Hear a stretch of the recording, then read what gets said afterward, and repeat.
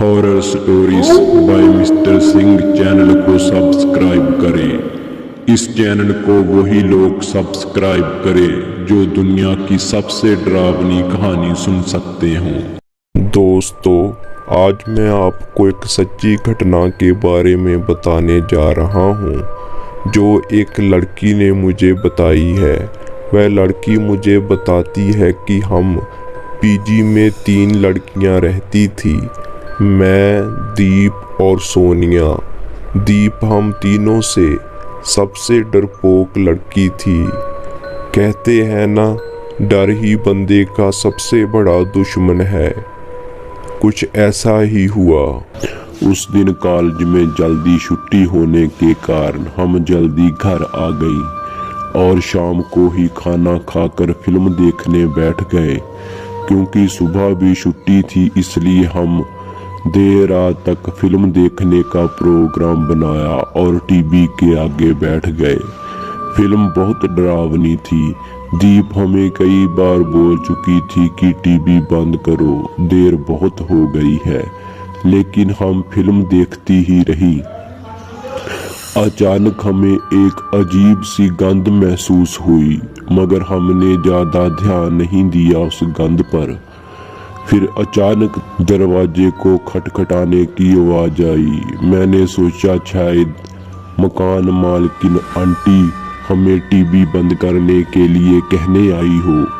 मैंने बाहर जाकर देखा, मगर कोई नहीं था। मैंने आंटी के कमरे में देखा, वह सभी सोए हुए थे।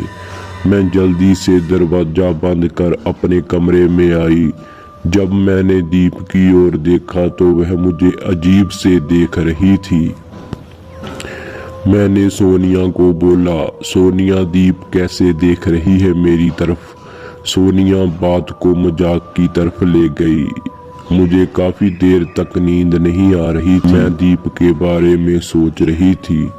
फिर अचानक रात करीब 2 बजे हमारे कमरे की खिड़की जोर जोर से खटकने लगी। मैं और सोनिया डर की वजह से एकदम जाग गए। हमने दीप को भी जगाना चाहा, लेकिन वह अपने बिस्तर पर नहीं थी। ये देखकर हम और भी डर गए। हम डरी हुई उठकर खिड़की को बंद करने गई। जब हम खिड़की के पास पहुंची तो हमारे पैरों तले से जमीन खिसक गई। दीप वहां पर खड़ी आधी रात को किसी से बात कर रही थी, लेकिन हमें वहां कोई भी दिखाई नहीं दे रहा था। मैं और सोनिया डर के मारे भागकर अपने रूम में आई।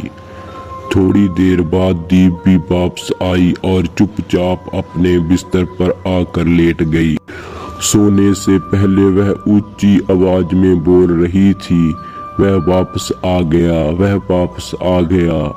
आधी रात के सन्नाटे में उसकी आवाज कमरे में पूरी तरह से गूंज रही थी।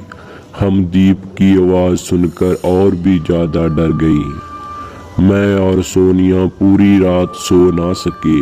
अगली सुबह हमने मकान मालकिन आंटी को कहा कि रात को कोई हमारा दरवाजा खटखटा रहा था। ये सुनकर आंटी भी घबरा गई, लेकिन बाद में आंटी ने यह कहकर हमारी बात को टाल दिया कि तुम लोग देर रात तक डरावनी फिल्में देखते हो, इसलिए तुमको कोई भ्रम हुआ है।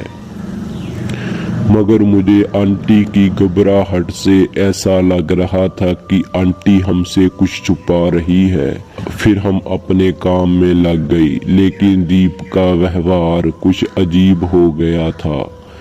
दीप पूरा दिन बैठी किसी से बातें करती रहती थी, लेकिन कोई भी हमें दिखाई नहीं देता था।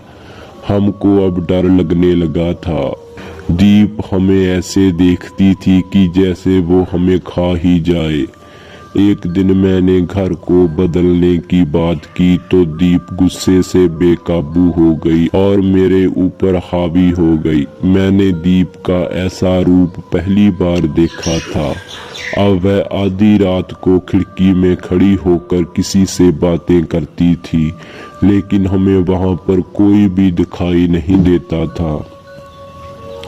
एक दिन हम तीनों सहेलियां घर के बाहर पार्क में बैठकर बातें कर रही थी कि अचानक दीप चलाने लगी और चलाती चलाती घर में भाग गई। ये सब देखकर आस पड़ोस के लोग भी उसे हैरानी से देखने लगे। मैं और सोनिया उसके पीछे घर भागे। रूम में हमने जाकर देखा कि कोई दीप को बाथरूम की तरफ खींच रहा है। हमने बहुत कोशिश की उसे बचाने की। आसपास के पड़ोसियों को मदद के लिए बुलाया, लेकिन डर की वजह से कोई हमारे नजदीक नहीं आया और दीप बाथरूम में बंद हो गई। 2 घंटे के बाद बाथरूम का दरवाजा खुला, दीप बाहर आई। उसकी सलवार खून से भीगी हुई थी, उसका बहुत बुरा हाल था। अब मुझे लगने लगा था कि इस रूम में हमारे तीनों के अलावा और भी कोई है जो दीप को परेशान कर रहा है। क्या कोई आत्मा? ये सोचकर हमारे डर के मारे हाथ पैर फूलने लगे। अगली सुबह दीप हमारे साथ कॉलेज नहीं गई। वह आराम करना चाहती थी। दीप को अकेली छोड़कर जाने का दिल नहीं कर रहा था, लेकिन कॉलेज में कोई जरूरी काम था। मकान मालकिन बिमला आंटी भी घर पर नहीं थी। जैसे ही हम कमरे से बाहर निकले तो हमारी एक पड़ोसन, जो हमारी पहले से ही वेट कर रही थी, उसने हमें आवाज लगाई और हम दोनों को अपने पास बुलाया। जब हम उसके पास गए तो उसने मेरे हाथों को कसकर पकड़ लिया और बोली, लड़कियों तुम जहां से चली जाओ, अगर तुम नहीं गई तो वह तुम्हें एक एक कर मार डालेगा। ये बात सुनकर मैं और सोनिया एक दूसरे की तरफ देखने लगी। मैंने उस पड़ोस वाली आंटी को पूरी बात बताने के लिए कहा। वह आंटी भी बहुत डरी हुई थी। आंटी ने डरते डरते बताना शुरू किया, जॉनी आपकी मकान मालकिन का इकलौता बेटा था। उसकी नीयत घटिया थी। वह लड़कियों के जिस्म के साथ खेलता था। उससे पूरा गली मोहल्ला परेशान था। एक दिन तो उसने हद ही कर दी। जिस कमरे में तुम रहते हो उस कमरे में एक लड़की रहती थी। उस लड़की के साथ जॉनी ने रेप किया। उस लड़की ने बदनामी के डर से आत्महत्या कर ली।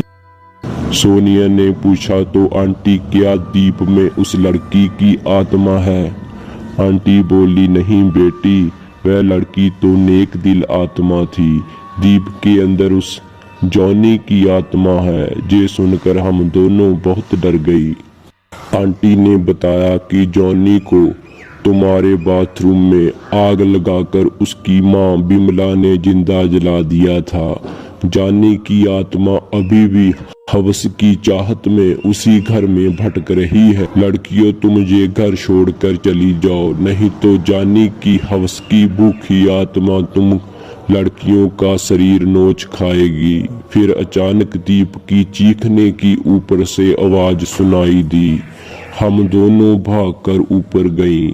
हमने देखा कि दीप को कोई बाथरूम में खींच रहा था, लेकिन कोई भी दिखाई नहीं दे रहा था। हमने दीप को बचाने की बहुत कोशिश की, लेकिन हम उसे बचा नहीं पाए।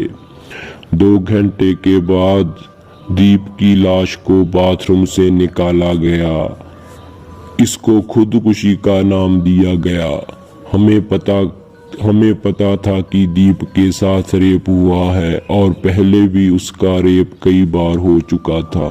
हमने ये बात बताने की बहुत कोशिश की, लेकिन हमारे ऊपर किसी ने यकीन नहीं किया। बरामदे में लगी जॉनी की फोटो देखकर मुझे बहुत डर लग रहा था।